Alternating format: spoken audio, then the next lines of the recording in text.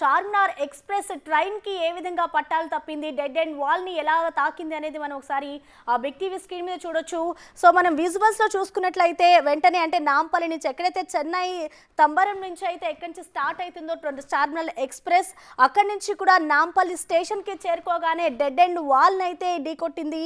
ఈ సమయంలో అందులో ఉన్న అంటే మనకి వచ్చిన వివరాల ప్రకారం చూసుకున్నట్టయితే ఇంజిన్ అలాగే మూడు బోగీలకి మాత్రమే ప్రమాదం జరిగింది అంటూ కూడా రైల్వే అధికారులు చెప్పుకొచ్చారు. సో 3 బోగీల్లో ఎవరైతే ప్రయాణికులు ఉన్నారో వాళ్ళంతా కూడా ఒక్క సైడ్కి ట్రైన్ ఒరిగిపోతుంది అనే సమయంలో కూడా చాలా మంది కూడా ప్లాట్ఫామ్ పైకి దూకారు. సో అది ఓవరాల్ స్పీడ్గా కూడా లేదు, ఆ ట్రైన్ స్లోగా ఉండడం వల్లే ఒక పెద్ద ప్రమాదం తప్పిందని చెప్పుకోవాలి. ఎందుకంటే ట్రైన్ ఆల్మోస్ట్ స్టేషన్ లోపలికి ఎంటర్ అయిన ఎండింగ్ సమయంలో లోకో పైలట్ సిగ్నల్ని చూసుకోకుండా కూడా ఆయన డెడ్ అండ్ వాల్ని అయితే ఢీకొట్టాడు. సో ఆ సమయంలోనే ఈ ప్రమాదం జరిగింది. ఒకవేళ ఈ ప్రమాదం అనేది ఇంకా ఎక్కువగా జరిగి ఉన్నట్లయితే ప్రాణ నష్టం కూడా ఎక్కువగానే జరిగి ఉండొచ్చు. సో ఇప్పటి వరకు అయితే ప్రయాణికులకైతే ఇలాంటి ప్రమాదం కూడా జరగలేదు. దీనికి సంబంధించి ఇప్పుడైతే మనం విజువల్స్లో చూసుకోవచ్చు. మనకి అందిన సమాచారం మేరకు అయితే కొంతమంది వరకే గాయాలు అయ్యాయి అన్నట్లుగా కూడా తెలిసింది.